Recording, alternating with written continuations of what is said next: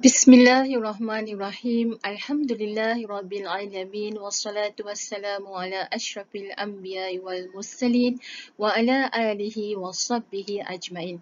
Alhamdulillah, syukur kita kepada Allah Subhanahu wa taala, ya Allah mengizinkan hari ini Umi bertemu dengan anak-anak tahap 1 Sekolah Rendah Islam Hidayah Johor Bahru. Okey, Alhamdulillah. Selamat datang Umi ucapkan kepada semua anak-anak ya tahap 1 dalam mengikuti pembelajaran pada hari ini bersama Umi Ros sepanjang 1 jam insya-Allah. Ya, walaupun kita belajar melalui Maya secara YouTube pada hari ini, ya pastinya kita ada ya adab-adab yang perlu kita patuhi supaya pembelajaran kita berjalan dengan sempurna. Okey anak-anak, jadi Umina, anak-anak bersedia dengan alat tulis dan nota ya untuk mencatatkan perkara-perkara penting sepanjang perbincangan kita bersama pada hari ini. Baiklah, sebelum kita memulakan sesi pembelajaran kita pada hari ini, marilah kita bersama-sama membacakan surah Al-Fatihah dan kita berdoa kepada Allah Subhanahu Wa Taala ya untuk memelihara diri kita, keluarga kita, guru-guru kita, rakan kita, jiran-jiran kita, ya saudara mara kita dan semualah yang berada di sekeliling kita sentiasa dilindungi Allah Subhanahu Wa Taala. Al-Fatihah. A'udzubillahi minasyaitonirrajim. Bismillahirrahmanirrahim. Alhamdulillahirabbil alamin arrahmanirrahim maliki yaumiddin iyyaka na'budu wa iyyaka nasta'in ihdinas siratal mustaqim siratal ladzina an'amta 'alaihim ghairil maghdubi 'alaihim waladdallin. Amin. Allahumma aftah alaina hikmataka wanshur alaina min khazaini rahmatika ya arhamar rahimin. Rabbi syrahli sadri wa yassirli amri wahlul 'uqdatam min lisani yafqahu qawli amma ba'd. Okey, Alhamdulillah anak-anak, kita pada hari ini ya kita akan membincangkan tajuk tata bahasa yang sangat luas ya. Hari ini Umi akan fokuskan bersama anak-anak tahap 1 tahun 1 2 3 tentang tata bahasa, jenis-jenis ya dan ragam ayat. Okey, kita lihat kepada slide yang seterusnya. Okey, sebelum kita melanjutkan tentang jenis-jenis ayat, tentang ragam-ragam ayat. Okey, suka Umi nak mengajak anak-anak mengenali apa itu ayat. Okey, apa itu ayat? Siapa tahu apa itu ayat? Ya. Okey, apa itu ayat? Ayat, apa itu ayat? Ayat ialah unit perucapan yang mengandungi makna lengkap. Kan? Bila kita bercakap, kita bertutur. Apa yang kita bertutur itu, apa yang kita tuturkan itu adalah satu ayat yang lengkap. Ya, cuma kadang-kadang kita menggunakan dialek Johor, dialek Selangor, dialek Kelantan ya. Jadi itu yang penting dalam tulisan ya, dalam tulisan kita perlu mengeja dengan betul ya. Jadi apa yang dikatakan ayat di sini, setiap ayat yang kita nak bina awal ayat ya, awal ayat didahului ya oleh huruf besar ya. Nak bina ayat, awal ayat mesti huruf besar. Dan di akhir ayat mesti ada titik nokta. Ya, nokta bermaksud tamat sudah ayat yang kita bina. Okey, kita teruskan. Okey, dah boleh faham dah anak-anak apa itu ayat? Ya, ayat kita kena fahamlah apa itu ayat sebelum kita mengenali jenis-jenis ayat. Okey, ayat secara ringkasnya. Okey, secara ringkasnya dalam setiap ayat dia mengandungi deretan beberapa perkataan, beberapa frasa.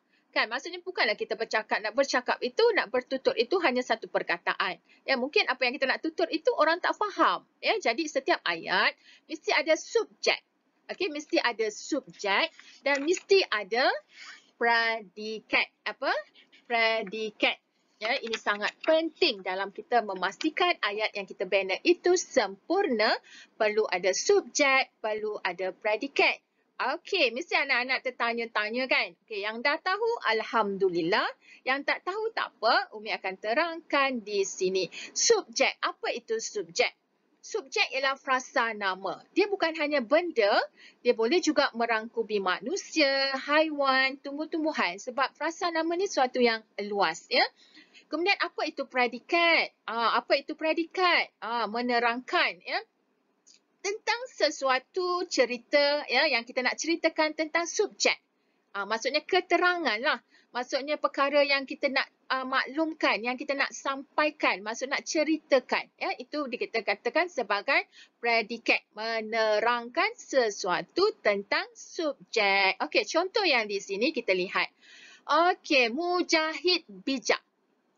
Dua perkataan saja, tetapi ayat ini telah sempurna sebab dia ada subjek, dia ada predikat. Dia ada subjek dan dia ada predikat. Yang mana subjek dia?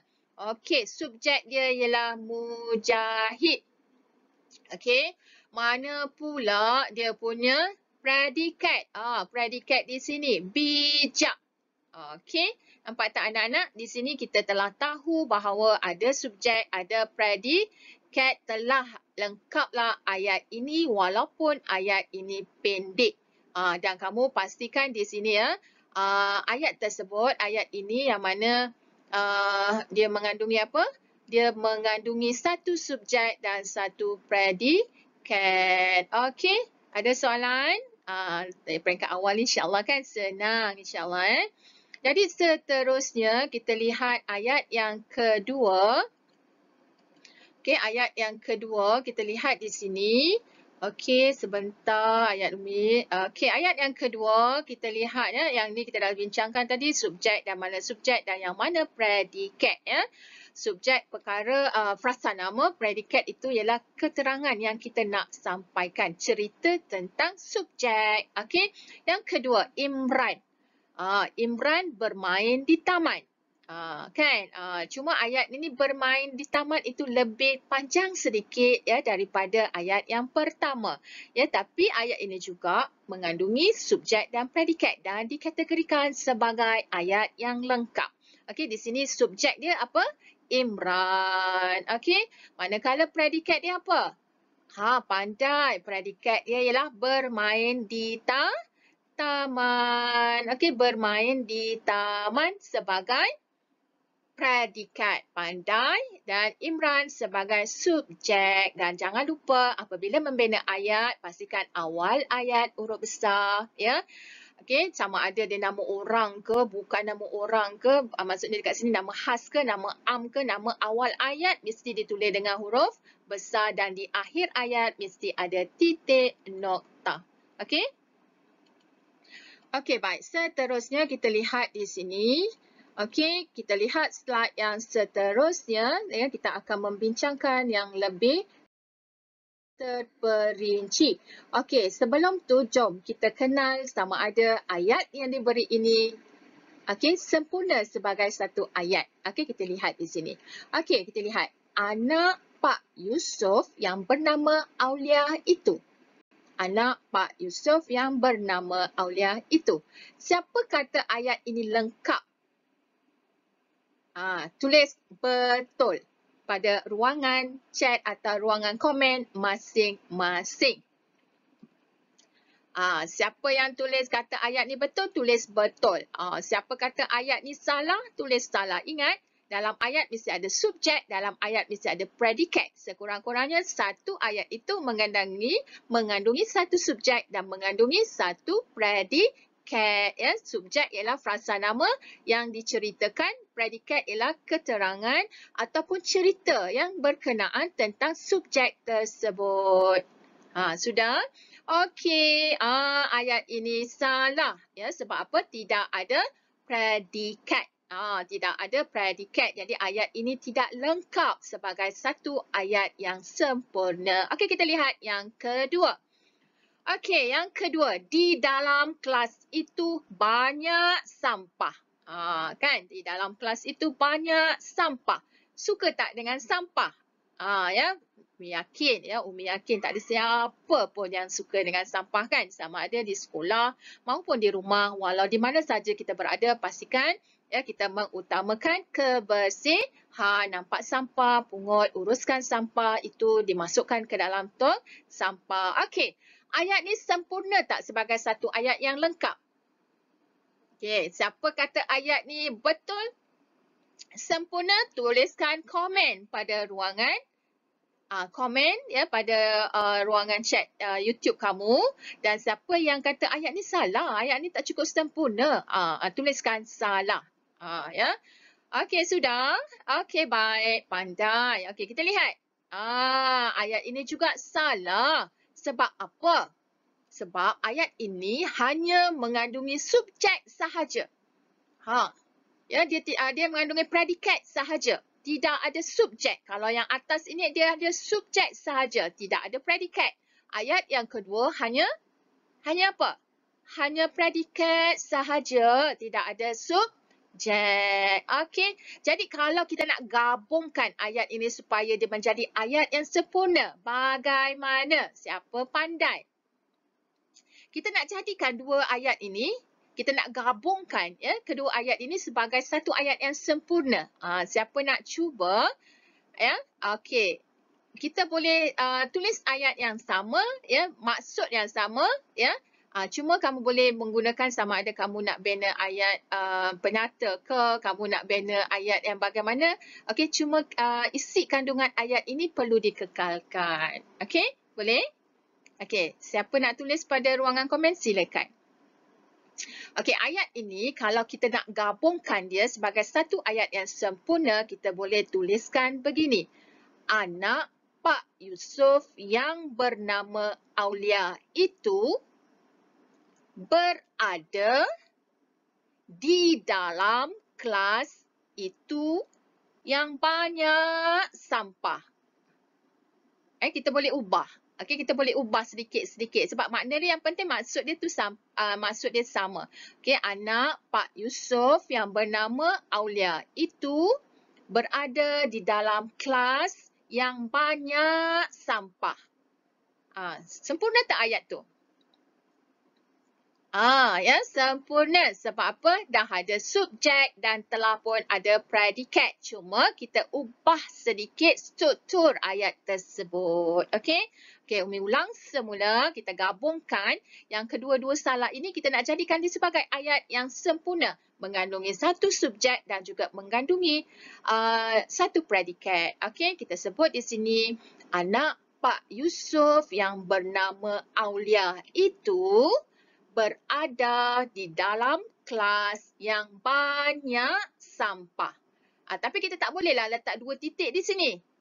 Okey, A ni anak Pak Yusuf ni A huruf besar. Okey, kemudian kita selepas itu ni titik kan? Titik tu kita buang. Kemudian kita tambah perkataan okey, dalam. Okey, anak berada. Okey, kita tambahkan perkataan berada. Anak Pak Yusuf yang bernama Aulia itu berada di dalam kelas yang banyak sampah. Kemudian kita titik. Akhir ayat selepas sampah tu baru kita titik. Maka itu bolehlah kita kata sebagai ayat yang sempurna. Sekiranya ayat ini diasing-asingkan begini, dan di pertama hanya ada ayat warna, kamu lihat dalam kotak warna biru ini, dia hanya ada dia punya subjek sahaja, tidak ada predikat. Okey, dan manakala dalam kotak warna merah jambu ini, dia hanya ada apa? Ada predikat sahaja, tidak ada subjek, ya. Jadi kedua-dua ayat ini tidak boleh diasingkan. Kalau diasingkan maka tidak lengkaplah ayat tersebut. Okey, jadi bagaimana kita nak lengkapkan ayat tersebut supaya menjadi satu subjek dan satu predikat? Okey, kita boleh bina anak Pak Yusuf yang bernama Aulia itu berada di dalam kelas yang banyak sampah. Ya, maka telah pun menjadi ayat yang sempurna. Okey, jelas anak-anak? Okey, baik, tak apa. Okay, insyaAllah Umi akan terangkan dengan lebih perinci berkenaan ayat-ayat yang akan kita kenali sebentar lagi. Okey, baik. Seterusnya kita lihat kepada jenis-jenis ayat. Ada berapa jenis ayat? Pandai. Ada 4 jenis ayat. Ayat pertama, ayat penyata. Kedua, ayat tanya. Ketiga, ayat seruan. Keempat, ayat perintah. Okey, ada berapa jenis? Ada 4 jenis. Okey, ikut bersama dengan Umi Ros. Sebutkan satu persatu. Ayat penyata, ayat tanya, ayat seruan dan ayat perintah. Okey. Seterusnya kita lihat kepada bagaimana yang dikatakan kita akan mengenali ayat-ayat tersebut dengan lebih terperinci. Okey, ayat penyata. Okey, contoh yang diberi di sini Umi hanya beri satu saja setiapnya dan kita akan perincikan lagi selepas mengikut kepada slide-slide yang seterusnya. Okey, kita lihat di sini jenis ayat penyata. Okey, Rushdina sedang memasak. Okey, setiap mana subjek? Rushdina. Rushdina sedang buat apa? Memasak. Okey, cukup lengkap ayat ini dimula dengan awal ayat huruf besar dan di akhir ayat titik nokta. Okey, kita teruskan kepada ayat kedua. Ayat tanya. Okey, mengapakah? Mengapakah Aqua menangis? Siapa menangis? Aqua. Kenapa Aqua menangis? Adalah sebab dia kan. Pastilah ada sebab dia menangis. Jadi di sini kita lihat, okey, mana subjek? Mana subjek dalam ayat tanya ni? Okey, subjek dia ialah kita lihat di sini Aqua. Okey, Aqua subjek. Mana dia punya predikat? Menangis. Okey, dalam ayat 2 ini apakah kata tanya yang digunakan? Okey, sila tuliskan ayat 2 ini. Okey, apa kata tanya yang digunakan? Sila tuliskan pada ruangan komen masing-masing. Apa dia? Ya, ayat kedua ini menggunakan kata tanya apa? Pandai. Ayat kedua ini menggunakan kata tanya mengapakah? Ya, mengapakah? Pandai. Terima kasih anak-anak. Okey, bijak ya. Okey, baik. Kita teruskan kepada seterusnya ayat yang ketiga ialah ayat apa dia? Ayat perintah. Ya, ayat perintah. Yang mana kamu lihat ayat ini ya, dia memberi larangan. Tak boleh buat, ditegah, jangan buat. Apa dia? Jangan petik bunga itu. Jangan apa? Petik bunga itu. Okey. Jadi ayat perintah, kata perintah dalam ayat ketiga ini apa dia? Cuba tuliskan pada ruangan chat, pada ruangan komen. Mana ayat perintah ni, mana satu dia punya kata perintah dia. Dah? Okey, pandai. Kita lihat di sini kata perintah dia kat sini ialah jangan. Ya, maksudnya dilarang, ditegah ya, kita daripada terus melakukan perbuatan tersebut. Okey. Jadi seterusnya kita lihat ayat yang keempat, ayat seruan ya. Ayat seruan.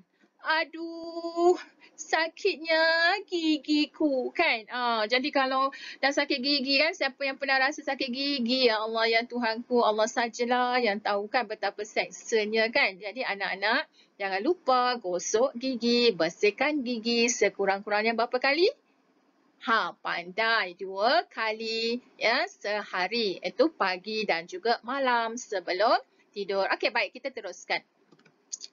Kata seru dalam ayat nombor 4. Okey, sila tuliskan pada ruangan chat komen masing-masing.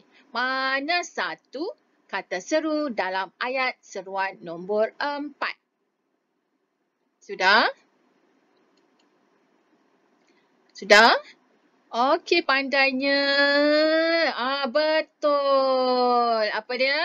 Ya, aduh. sakitnya gigiku. Jadi apa ayat seruan ini dia menggunakan kata seru aduh. Okey ya. Baik. Okey, pandai anak-anak Umi yang bijak. Alhamdulillah, solat muslih anak-anak Umi ni ya. Okey, baik, kita teruskan kepada yang seterusnya.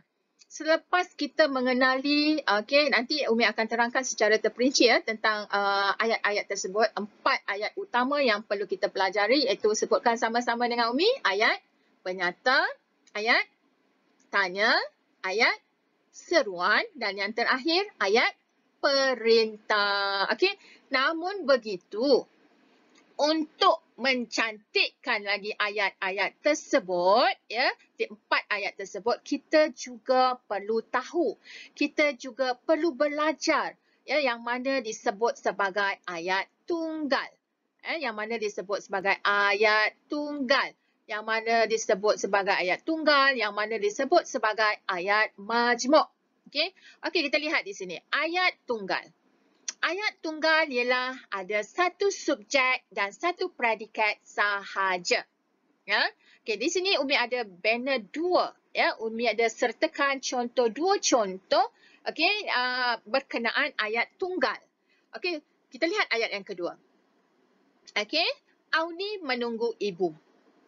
Auni ayat pertama, Auni ayat kedua. Orang yang sama tak? Betul. Ayat pertama dan ayat yang kedua adalah orang yang sama dan melakukan pekerjaan atau kata kerja yang berbeza.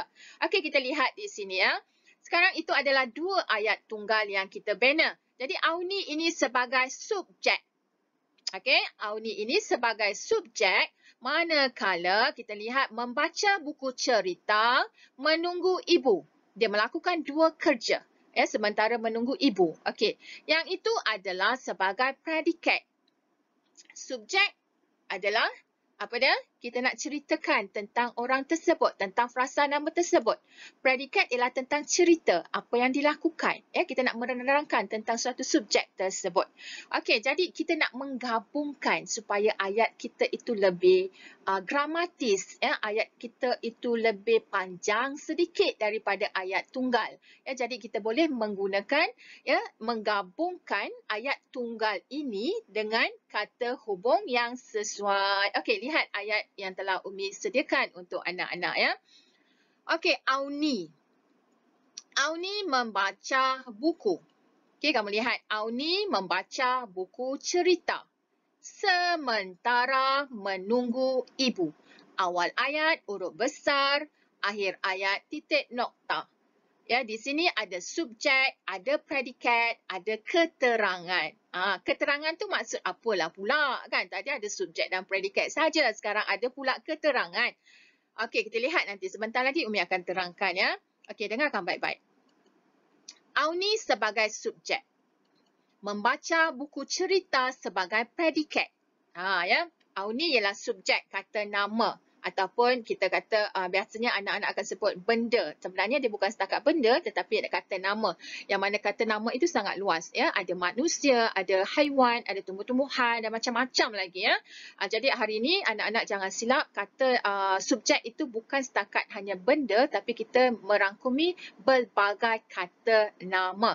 Okey, predikat tu pula apa kan? Tadi Umi dah terangkan. Maksudnya cerita yang kita nak ceritakan tentang subjek tersebut.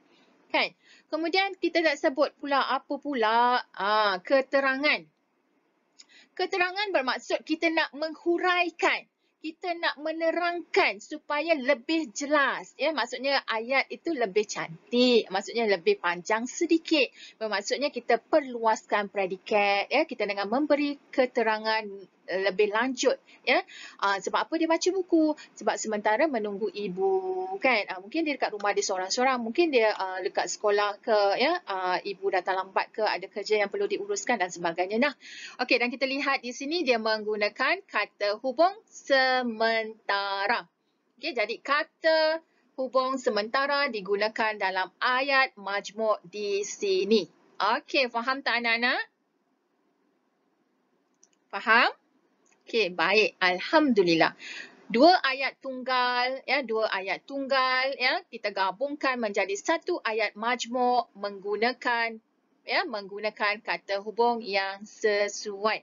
Okey, alhamdulillah. Okey, kita dah Umi dah sentuh tentang jenis ayat, ya, kemudian apa untuk mencantikkan ayat penyata, ayat tanya, ayat seruan, ayat perintah itu kita cantikkan lagi, ya, dengan penggunaan ayat tunggal dan juga ayat majmuk. Nak cantik ayat itu, ya, supaya ayat kita sedap didengar, ya, dan pastikan tidak ada kesalahan tata bahasa, ya. Itu maksudnya kita ambil kira tentang penggunaan huruf besar di awal, ya, di akhir ada titik nokta, ya. Tanda baca juga jangan diabaikan. Okey anak-anak, ada sebarang kemusykilan? Okey, insya-Allah Umi yakin anak-anak boleh menjawab dengan tepat, ya, dengan baiknya.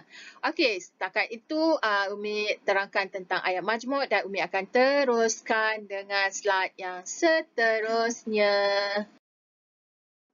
Okey, baik anak-anak. Sekarang ni Umi sertakan, ya, ayat penyata yang lebih terperinci, ya. Ayat penyata diucapkan, ya, dengan maksud untuk menyatakan atau menerangkan sesuatu perkara. Kita nak menceritakan, kita nak terangkan sesuatu perkara itu kita gunakan ayat penyata.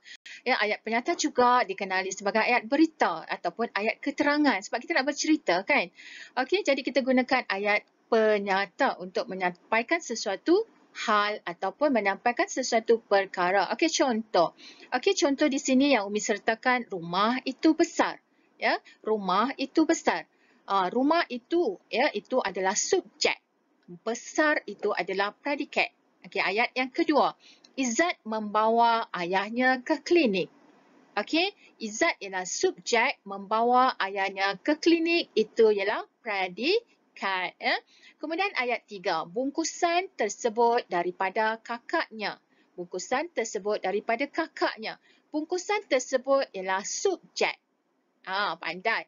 Kemudian daripada kakaknya itu ialah predikat. Okey, anak-anak ingat, ya. Kamu lihat setiap ayat yang Umi bawakan kepada kamu semuanya awal ayat huruf besar. Ya, ingat, tak kiralah dia nama khas ke, dia nama am ke, awal ayat mesti huruf besar dan di akhir ayat mesti ada titik nokta. Maka sempurnalah itu sebagai satu ayat yang sempurna mengandungi subjek dan predikat. Okey, jadi Umi dah jelaskan pada anak-anak bagaimana ayat penyata. Okey, jadi ambil masa kamu, ya, tuliskan, ya, pada komen masing-masing, tulis dan bina ayat penyata yang betul dan tepat. Okey, sila tuliskan. Okey, sementara kamu menulis dan sambil kamu menulis, kamu mendengar, ya, penerangan Umi tentang seterusnya ialah ayat apa dia? Tentang ayat tanya. Okey, ayat tanya tu apa pula? Ayat tadi ayat penyata, sekarang ayat tanya. Kan?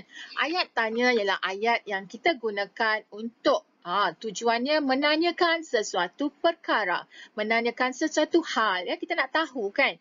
Jadi di sini kita lihat, ya, tanda tanya. Okay, tanda tanya kita gunakan, ya, tanda tanya kita gunakan, kita letakkan pada hujung ayat, ya, pada hujung ayat dalam tulisan, ya, ayat yang kita bina. Okey, ayat tanya, okey, dia terbagi pula kepada dua jenis, ya, sama ada ayat tanya dengan kata tanya ataupun ayat tanya tanpa kata tanya. Okey, kedua-dua ini Umi akan jelaskan, ya, Umi akan berikan contoh-contoh, ya, anak-anak, ya. Jangan berganjak daripada YouTube kamu, ya, supaya kamu akan lebih jelas bersama penerangan-penerangan yang Umi akan jelaskan sebentar nanti. Okey, kita lihat kata tanya. Okey, kata tanya digunakan dalam ayat tanya dengan kata tanya. Ya, anak-anak jangan keliru, ya. Jangan risau, setia bersama Umi, insya-Allah kamu akan lebih jelas. Okey, baik. Seterusnya kita lihat, ya, contoh-contoh kata tanya. Okey, kita ada kata tanya apa. Okey, bagaimana kita nak bina ayat? Okey, apakah yang anak-anak sedang lakukan? Anak-anak sedang bersama Umi. Siapakah yang terlibat dalam program hari ini? Siapa? Pandai. Anak-anak, murid-murid tahap 1 Sekolah Rendah Islam Hidayah. Okey, kemudian bila. Ini bila ni kita nak tahu tentang masa, tentang waktu bila. Bermula daripada jam berapa? Jam berapa sekarang? Pukul 11.30. Okey, sampai pukul berapa? Pukul 11 sampai pukul berapa? Hingga jam berapa? 12. Itulah menunjukkan masa. Okey, kenapa? Kenapa dan mengapa kita adakan program ini? Supaya kita memanfaatkan masa-masa anak dengan perkara, ya, dengan menuntut ilmu supaya ilmu kita semakin meningkat. Di mana? Di rumah masing-masing, ya. Anak-anak masih lagi belum lagi datang ke sekolah. Jadi kita bertemu secara maya di rumah masing-masing. Okey, berapa ramai murid yang terlibat? Ya, murid yang terlibat kalau ikutkan tahun 1, 2, 3 lebih kurang lah ada dalam 400-500 juga, ya. Di sekolah hidayah ni anak-anak tahap 1, 2, 3 ni agak ramai lah juga, ya. Jadi di sini kita tahu bagaimana penggunaan, ya, berapa tu untuk bilangan, okey. Nak tahu harga, kan, bukan setakat bilangan adik-beradik berapa, bilangan murid dalam kelas berapa harga, jam ke, komputer ke dan sebagainya. Okey, manakala kata tanya bagaimana kita gunakan untuk tahu, ya, tentang cara ataupun kita bertanyakan tentang keadaan, kan, bertanya khabar nenek kita di kampung, datuk kita, saudara mara kita, apa khabar, ya. Sekurang-kurangnya bertanyalah khabar walaupun kita tidak dapat pulang ke kampung, kan. Okey, tu kita nak tahu keadaan ataupun nak tahu bagaimana cara hendak membuat sesuatu. Dan yang terakhir tadi, mengapa juga sama penggunaan dengan kenapa, ya, untuk kita tahu sebab ataupun alasan. Okey, anak-anak jelas, ya, ini adalah contoh kata tanya, ya, kata tanya yang berbagai fungsi, ya, berbagai kegunaannya dalam kita membina ayat tanya. Okey, baik. Seterusnya Umi akan terus di sini kita akan lihat yang mana ayat tanya ini, ya, kita dah sebut tadi 2 jenis ayat tanya. Ya, ayat tanya yang mana dengan kata tanya. Sebab anak-anak ni dia banyak cerita, dia nak meluahkan banyak benda yang dia nak tahu dengan menggunakan kata tanya, dengan menimbulkan berbagai persoalan yang perlu dijawab oleh ibu bapa, ya, ataupun dikeliling, ya, orang-orang di sekeliling mereka. Sebab mereka anak-anak kecil, kan, dia banyak benda dia tak tahu, banyak perkara yang dia tak tahu, jadi dia nak belajar dengan bertanya. Okey. Okey, kita lihat contoh ayat tanya dengan kata tanya. Okey, A. Di manakah kamu pergi semalam? Di manakah kamu pergi semalam? Kamu lihat di sini. Okey, ke manakah kamu pergi semalam? Maksudnya dia keluar daripada rumah. Kan, maksudnya dia menuju ke mana? Itu sebut ke. Sebab tu kita guna ke. Ataupun kamu boleh buat ayat yang lain. Di manakah kamu beli buku ini? Jadi dia tanya kat mana, di mana buku itu dibeli. Mungkin kawan kita pun nak beli juga buku yang kita ada. Mungkin dia baca menarik, kan, dalam buku tu. Jadi dia tanya di mana. Ke mana ni kita baru nak bergerak. Kan, maksudnya kita dah bergerak daripada rumah. Di mana tu menunjukkan tempat itu berada di mana. Okey? Okey, kita lihat di sini. Apabila kita membina, ya, kita membina ayat tanya dengan meletakkan kata tanya di awal ayat, perlu kita gunakan partikel kah. Umi, apa pula perkataan partikel tu? Partikel tu bermaksud, kalau kah ni bermaksud kita nak menegaskan lagi. Okay, kita nak menegaskan lagi. Maksudnya apa yang kita cakap tu kita nak menguatkan lagi apa pertanyaan kita. Jadi, di ke manakah kamu pergi semalam? Okay, di awal ayat huruf besar dan ke mestilah dijarakkan dengan kata tanya sebab ini menunjukkan tempat. Okay. Ke apabila dia menunjukkan tempat perlu dijarakkan. Dan apabila ke sebagai imbuhan perlu ditulis dengan rapat. Itu saja beza dia. Okey, ke yang menunjukkan imbuhan perlu ditulis rapat, ke yang menunjukkan tempat perlu ditulis secara jaraknya. Yang itu semua kamu kena jaga ya dalam penulisan membina ayat ya, di mana sahaja sama bahagian A, bahagian B dan bahagian C ya. Yang itu kita akan perincikanlah, maksudnya guru-guru kamu pun juga ya, kami para guru pun juga akan sentiasa mengingatkan anak tentang tata bahasa, bab tanda baca perlu diambil berat ya, jangan diabaikan. Awal ayat huruf besar sebab ini ayat tanya, di akhir ayat mesti ada tanda tanya. Dan yang ini ya, B, Aulia marah-marah mengapa? Kan, di sini tidak ada perkataan kah. Tidak ada partikel kah. Kalau partikel kah dia wajib ada pada kata tanya yang berada di hadapan. Contoh A. Ya, contoh ayat A. Manakala pada ayat tanya yang berada di akhir ayat, tidak perlu guna partikel kah. Kalau kamu bina ayat, Aulia marah-marah mengapakah? Betul atau salah? Siapa kata tulis betul? Tuliskan pada ruangan komen kamu. Betul ayat B tu adakah? Siapa kata ayat B tu Aulia marah-marah mengapakah? Itu betul, tulis betul. Siapa kata salah? Okey, tulis salah. Anak-anak jangan keliru ya. Di sini apabila ayat tanya berada di awal ayat, mesti ada partikel kah. Sekiranya ayat tanya berada di akhir ayat, tidak perlu partikel kah. Okey, itu ya perbezaan di antara penggunaan partikel kah di awal sebab kata tanya dalam ayat tanya, manakala di akhir ayat tanya tidak perlu ada perkataan ataupun partikel kah. Okey, itu ayat tanya dengan kata tanya.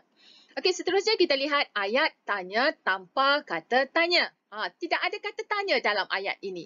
Tetapi masih mengekalkan simbol tanda tanya. Mana simbol tanda tanya? Yang inilah. Ya, yang Umi dah sebut pada kamu, yang ada macam bentuk telinga, yang ada titik di akhir ayat itu. Kamu lihat pada ayat contoh A dan B, pada ayat tanya dengan kata tanya pun ada. Dan ayat tanya tanpa kata tanya juga mesti dituliskan. Bagaimana kita nak tahu ayat ini ayat penyata atau ayat tanya? Okey, kalau kita nak tahu ayat ini ialah ayat penyata atau ayat tanya, ya, di sini intonasi suara memainkan peranan penting. Kalau kita nak baca dia sebagai ayat tanya, Mirza sudah tidur? Itu ayat tanya lah. Arjuna sudah solat? Maksudnya intonasi suara tu kita agak tinggi, berbeza dengan ayat penyata. Kalau ayat penyata, Mirza sudah tidur. Arjuna sudah solat. Itu ayat penyata. Ya, berbeza dengan intonasi ayat tanya. Mirza sudah solat? Okey, B, Arjuna sudah habis. Terbaliklah pula Umi ya. Mirza sudah tidur? Arjuna sudah solat? Okey, kita nak terbalikkan nama ni pun tak apa ya. Boleh saja kita mengubah dia punya subjek. Okey, baik. Okey, baik. Sekarang ni Umi nak semua orang menuliskan ya ayat tanya. Ya, sama ada kamu nak bina ayat tanya dengan kata tanya ataupun ayat tanya tanpa kata tanya pada ruangan komen masing-masing. Silakan.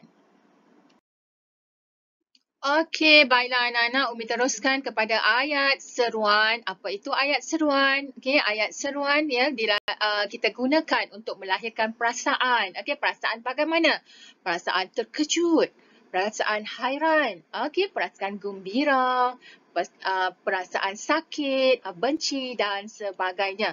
Okey, ingat ya, dalam ayat seruan kita mesti ada tanda seru. Okey, bagaimana tanda seru itu? Tanda seru itu senang sahaja. Okey, kamu lihat tanda seru itu ada begini bentuk dia. Kamu lihat I terbalik. Ya, I terbalik ini sebagai satu simbol. Ya, satu simbol yang menyatakan itu adalah ayat seruan dan perlu ditulis di akhir ayat seruan. Okey, ayat seruan didahului oleh kata seru. Bermaksud ayat seruan, kata seru ini berada di awal ayat. Okey. Maksudnya awal kita nak membina ayat seruan, kita letakkan kata seru ya di awal ayat. Okey, contoh. Wah. Amboi. Oh. Cheese. Cheese kan marah kan? Aduh. terkejut. Syabas. Syabas ni biasanya kita ucapkan kepada mereka yang mendapat kejayaan. Okey, seterusnya contoh ayat. Okey, dalam kita membina ayat seruan. Okey, anak-anak ingat ya, dalam kita membina ayat seruan, kamu lihat, selepas kita menuliskan kata seru, mestilah kita tuliskan, ya, kita buat simbol tanda koma. Okey, tanda koma barulah kita sambung ayat kita dan di akhir ayat itu ada tanda seru. Okey, contoh Amboi, comelnya adik Ariana. Tanda seru di situ. Kemudian B, aduh, sakitnya gigiku. Kan? Selepas aduh, selepas aduh ada tanda koma dan di akhir ayat seruan itu ada tanda seru. Okey. Okey, kemudian ayat yang ketiga, ya, C. Cis, berani engkau menentang aku? Dia marahlah ni sebab orang melawan dia kan, orang tak dengar cakap dia kan? Dia marahlah. Dekat situ juga selepas perkataan cis perlu ada tanda koma. Kemudian kita sambung berani engkau menentang aku, kan? Akhir ayat ada tanda seru. Okey. Jadi di sini anak-anak, di samping kamu melihat kepada jenis ayat, kamu juga perlu mengambil penekanan pembinaan ayat, awal ayat huruf besar. Kalau ayat seruan, dia mesti ada koma selepas kata seru. Kemudian kita sambung ayat dia dengan kita punya praktikal dan juga kita punya predikat yang sesuai dan akhir ayat mesti ada tanda seru. Okey, baik anak-anak. Tuliskan, binakan ayat seru yang betul mengikut tanda baca yang betul pada ruangan komen masing-masing. Okey, silakan. Okey, baik anak-anak. Boleh bertahan lagi bersama dengan Umi. Okey, insyaAllah Umi teruskan kepada jenis ayat yang keempat. Okey, jenis ayat yang keempat apa dia? Ayat perintah. Okey, ayat perintah. Apa itu ayat perintah? Ayat perintah digunakan untuk menimbulkan sesuatu tindakan. Tindakan tu apa? Kita nak bertindak, kita nak melakukan sesuatu perbuatan itu bagaimana? Ya, sama ada kita nak menghentikan atau meneruskan. Okey. Kemudian diucapkan dengan tujuan memberi suruhan, larangan, ajakan atau menyampaikan permintaan. Ya, maksudnya kita menyuruh orang lain, bukan kita buat sendiri. Bukan kita buat sendiri. Maksudnya di sini kita menggunakan kata ganti nama awak, kamu, engkau dan seumpamanya. Dan Umi dah sebut pada kamu tadi ya, ayat perintah terdiri daripada 4 jenis. Tadi kita ada 4 jenis ayat. Kita ada ayat penata, kita ada ayat seru, ayat tanya, ayat perintah. Dan dalam ayat perintah ini ada 4 jenis lagi iaitu apa dia? Okey, yang pertama ialah ayat suruhan. Yang kedua ialah ayat larangan. Yang ketiga ayat silaan dan yang keempat ialah ayat permintaan. Ada 4 jenis ayat yang terkandung dalam ayat perintah. Okey, insya-Allah lepas ni kita akan dengarkan penerangan yang lebih lanjut. Okey, baiklah anak-anak, kita teruskan kepada ayat perintah yang pertama iaitu ayat suruhan ya, ayat yang kita gunakan untuk menyampaikan arahan atau kita nak minta dia melakukan sesuatu, kita nak suruh dia buatlah. Okey, contoh ayat dia ialah apa dia? Yang pertama, awak ikut jalan ini. Okey, yang kedua, isi borang ini dengan segera. Pergi engkau dari sini. Tangkap penjenayah itu. Ini ayat suruhan. Kita suruh dia melakukan. Kita suruh orang itu lakukan. Kita bercakap dengan orang yang kedua yang kita nak suruh tu. Kemudian kita lihat di sini, ayat suruhan boleh menggunakan partikel lah. Kalau tadi ayat tanya menggunakan partikel kah, untuk menegaskan lagi tentang sesuatu pertanyaan tersebut. Tapi ayat suruhan ini juga kita boleh menggunakan partikel lah yang mana untuk melembutkan lagi suruhan kita di samping memberikan penegasan terhadap predikat. Okey. Okey, contoh awak ikutlah jalan ini kan. Yang ini awak ikut jalan ini. Kalau yang ni dia lembut sikit. Awak ikutlah jalan ini kan. Maksudnya apabila kita tambahkan partikel lah di sini dia akan menjadi nada suara kita itu semakin lembut. Okey, isilah borang ini dengan segera. pergilah engkau dari sini. Tangkaplah penjenayah itu. Okey, jelas ya anak-anak? Okey, baik anak-anak. Okey, sila tuliskan ayat suruhan dalam komen masing-masing. Okey, sila tuliskan. Okey, baik. Okey, baik. Umi teruskan kepada ayat.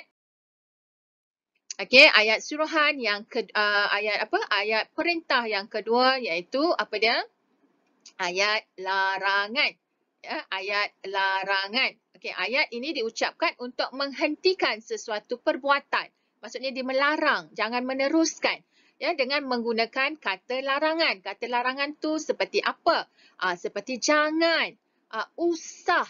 Usah tu sama maksud dengan janganlah. Kemudian tak usah. Ya. Contoh ayat diberi di sini. Ya. Jangan bising. Kan, kita pun tak suka kan suasana bising, tak harmoni kan, nak belajar pun susah, tak concentrate, nak beri tumpuan pun agak terganggu ya. Usah pedulikan dia. Dah pujuk-pujuk tak nak makan pujuk, buat kepala degil, bolehkah kita buat macam tu? Tak bolehlah, mentingkan diri sendiri kan. Okey, baik, seterusnya awak tak usahlah marah. Awak tak usah marah lagi kan. Yalah, orang nak marah kan, kita kadang tak dapat mengawal ya, tapi kita kena belajar ya.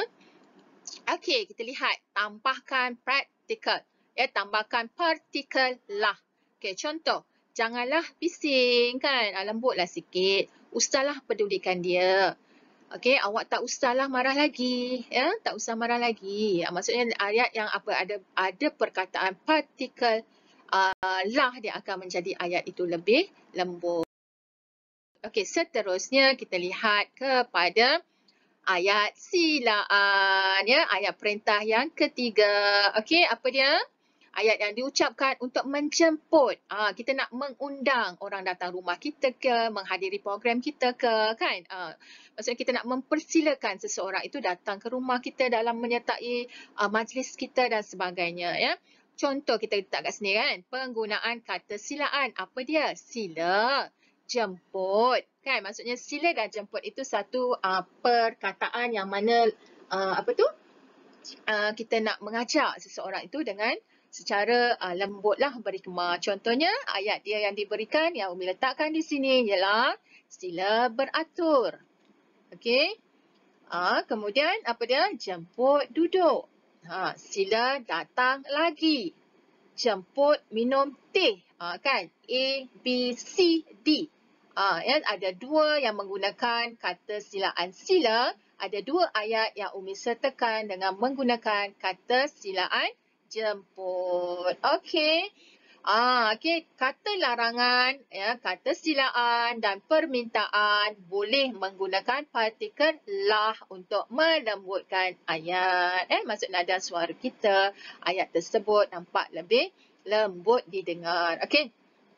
Dan satu lagi ya, Umi sentiasa mengingatkan anak-anak walaupun ayat ini pendek ya, tetapi dia cukup sempurna menggambarkan satu ayat yang lengkap sebab dia kamu lihat ini adalah contoh ayat silaan ya. Contoh ayat silaan, pastikan awal ayat huruf besar, akhir ayat titik nokta ya. Jangan sesekali anak-anak abaikan tentang penggunaan tanda baca. Okey, kita pergi kepada ayat perintah yang terakhir. Okey, apa ayat perintah yang terakhir? Kita lihat dekat sini ya. Okey, ayat perintah yang terakhir ialah ayat permintaan. Ya, tujuan dia apa? Untuk memohon atau meminta sesuatu. Okey. Okey, menggunakan perkataan. Perkataan minta tu apa? Minta. Kita juga boleh menggunakan apa? Tolong. Maksudnya ini lebihlah mendayu-dayu kan, lebihlah lembut daripada yang suruhan, daripada yang larangan kan, daripada yang kita dah sebutkan tiga tadi tu ya. Jadi di sini contoh yang Umi sertakan, minta datang segera. Tolong hormati majlis ini. Minta tuan-tuan hulurkan derma untuk anak-anak yatim. Ya, maksud kita meminta. Sebab kita nak minta kan, nak minta seseorang itu melakukan sesuatu, takkanlah kita nak marah kan? Minta datang segera. Tak boleh lah gitu kan, maksud dengan intonasi yang sesuai ya.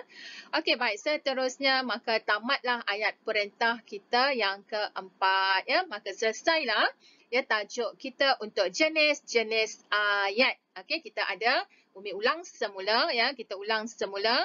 Yang mana kita ada apa? Kita ada jenis-jenis ayat, kita ada ayat penyata, kita ada ayat tanya dengan kata tanya, ayat tanya tanpa kata tanya, ayat tanya dengan partikel kah, ayat tanya yang berada di belakang ayat tanya, kata tanya yang berada di belakang ayat tanya, tidak perlu ada partikel kah di situ. Kemudian bagaimana kita nak membaca ayat tanya yang ada simbol ayat tanya. Jangan sampai kita baca ayat tanya yang ada simbol tanda tanya, kita baca ayat penyata. Itu telah berlakunya satu kesilapan ya. Jadi anak-anak perlu berjaga-jaga dan perlu berhati-hati dan bijak untuk membezakan keempat-empat jenis ayat ya. Ayat penyata, ayat tanya, ayat seruan dengan kata seru yang sesuai, kemudian ayat perintah. Okey, ayat perintah ada 4, ayat suruhan, ayat larangan, ayat permintaan ya. Jadi yang itu anak-anak perlu ingat ya, bagaimana penggunaan setiap ayat itu dengan tepat.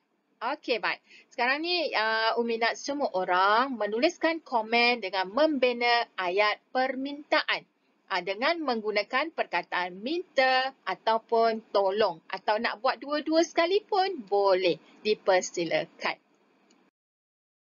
Okey, baiklah. Umi nak meneruskan kepada ragam ayat. Okey, ragam ayat kita hanya akan menyentuh dua sahaja secara asasnya.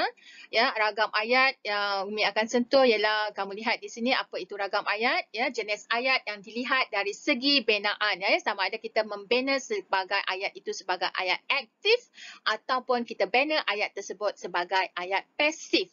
Okey, bagaimana yang dikatakan ayat aktif?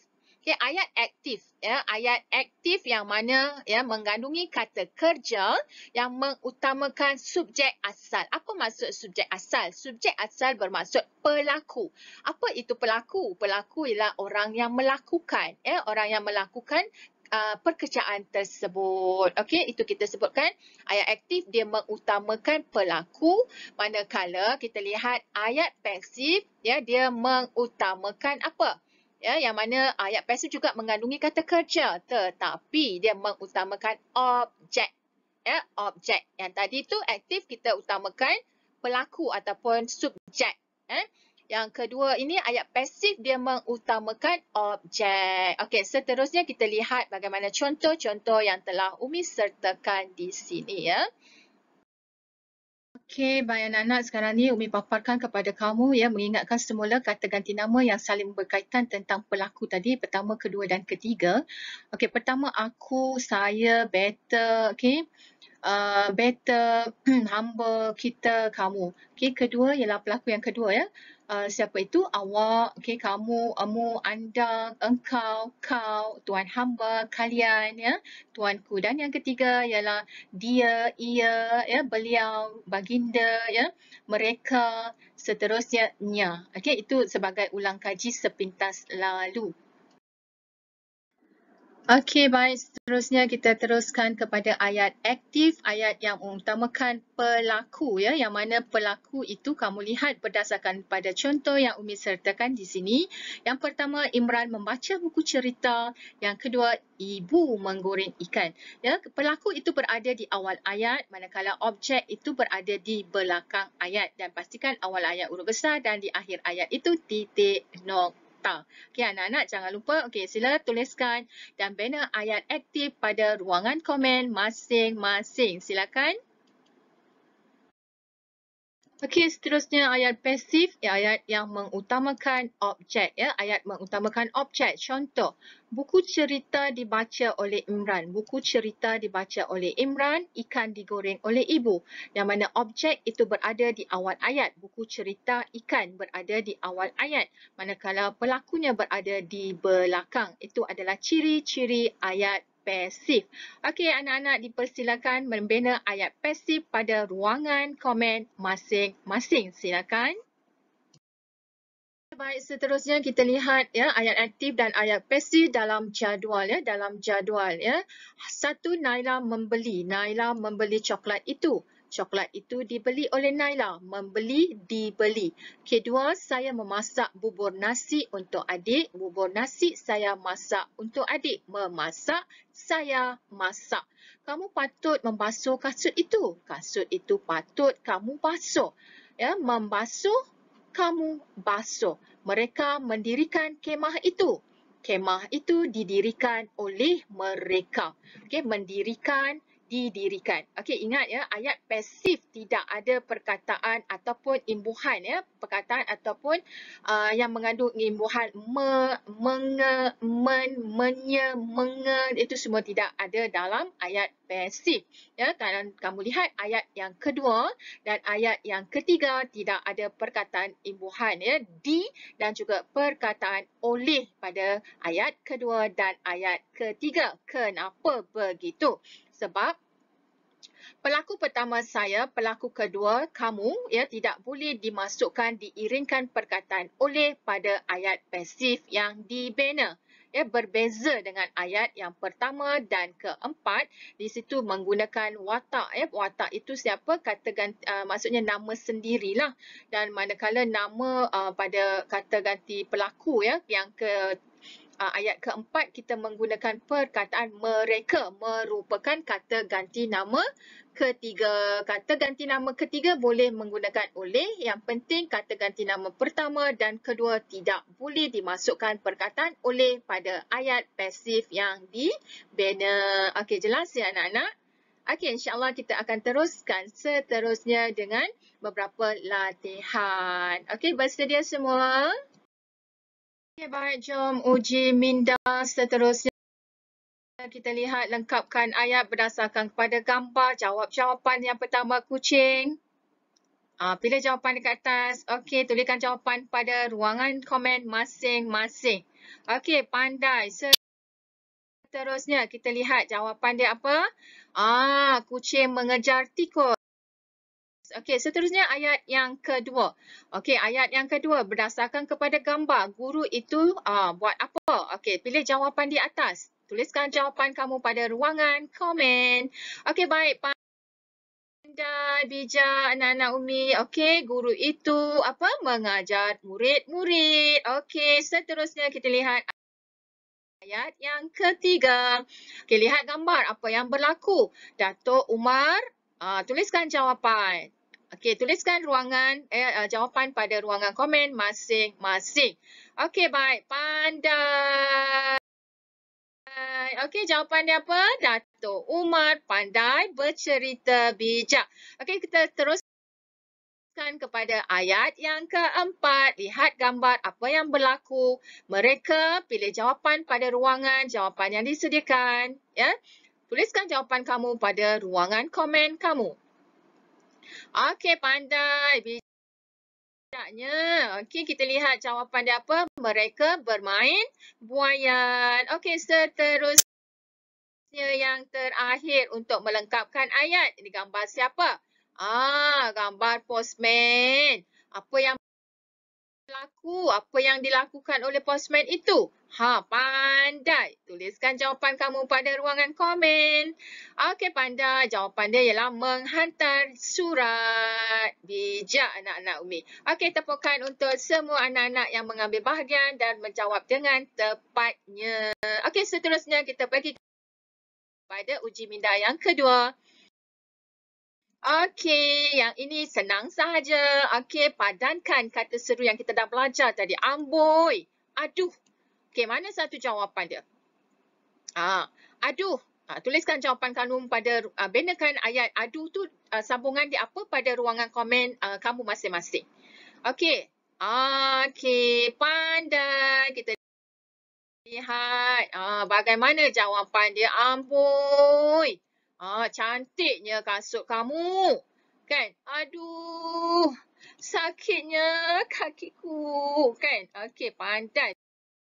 Bijak. Senang saja kan? Okey, seterusnya kata seru. Cis, nah, okey, apa jawapan dia? Tuliskan pada ruangan komen masing-masing. Okey, betul, pandai. Cis, berani engkau mencabar aku? Nah, ambillah duit ini. Bagaimana kamu boleh berada di situ? Okey. Okey, syabas. Wah, amboi. Mana jawapan dia? Tuliskan ya komen ya jawapan kamu pada ruangan komen ya masing-masing. Syabas. Wah, amboi. Okey, kita lihat jawapan dia. Pandai. Syabas. Kamu mendapat keputusan cemerlang. Wah, besarnya banglo itu. Amboi, comel sungguh kucing ini. Okey, baik anak-anak. Tahniah kepada anak-anak. Tepukan untuk diri sendiri. 5 star untuk semua peserta. Tahniah. Okey, yang terakhir di sini menukarkan ayat pasif ya. Okey, kita lihat ayat yang pertama. Okey, lihat ayat pertama. Dr. Dalisha sedang merawat pesakit di klinik. Nak tukarkan ayat pasif dia bagaimana? Okey, ini adalah ayat aktif, tukarkan kepada ayat pasif. Okey, tuliskan pada ruangan komen masing-masing. Ayat pertama dan kedua. Okey, seterusnya kita lihat jawapan dia. Betul tak? Okey, tahniah. Ya, kepada anak-anak yang betul memberikan jawapan yang tepat, pesakit itu sedang dirawat oleh Dr. Dalisha di klinik. Nasihat ibu bapa perlu kita patuhi. Okey, soalan yang ketiga dan yang keempat, dia memberi anak kucing itu ikan untuk dimakan. Saya menggosok baju dan seluar dengan setrika. Okey, tuliskan jawapan pada komen ya, yang ada dalam kamu punya ruangan chat itu ya. Okey, dah. Okey, alhamdulillah bijak. Okey, lihatkan jawapan dia yang ketiga. Okey, anak kucing itu makan ikan yang diberi olehnya. Okey, yang keempat, saya menggosok baju dan seluar dengan setrika. Okey, tukarkan macam mana ayat pasif dia? Baju dan seluar saya gosok dengan setrika. Okey, alhamdulillah. Okey, sebenarnya ada kuizi di sini Umi sediakan. Nampaknya masa tidak mengizinkan untuk kita buat secara langsung, ya, secara live. Dan insyaAllah pihak teknikal akan masukkan dalam Google Classroom anak-anak tahap 1 insya-Allah. Okey. Okey, baik, kita telah sampai kepada penghujungnya. Okey, insya-Allah kita tangguhkan dulu pertemuan kita dengan bacaan tasbih kifarah dan surah Al-As. Bismillahirrahmanirrahim. Subhanakallahumma wa bihamdika asyhadu an la ilaha illa anta astaghfiruka wa atubu ilaik. Bismillahirrahmanirrahim. Wal 'as innal insana lafi husn illa allazina amanu wa 'amilus solihati wa tawassaw bil haqqi wa tawassaw bis sabr. Okey, suka Umi nak berkongsi dengan anak-anak ya riwayat hadis Muslim. Barang siapa yang menempuh satu jalan untuk menuntut ilmu, maka Allah Subhanahu Wa Taala akan memudahkan baginya jalan untuk ke syurga. Ya, anak-anak, marilah kita meniru diri kita semua agar sentiasa mencari ilmu dan memperbaharui ilmu supaya kita menjadi mukmin yang penuh dadanya dengan ilmu yang bermanfaat, ya, yang sama ada ilmu di dunia maupun ilmu di akhirat. Okay, setakat itu saja pertemuan ya kali ini ya bersama Umi Ros. InsyaAllah ada kesempatan berjumpa lagi di lain masa insyaAllah. Sekian, Assalamualaikum warahmatullahi wabarakatuh. Jumpa lagi.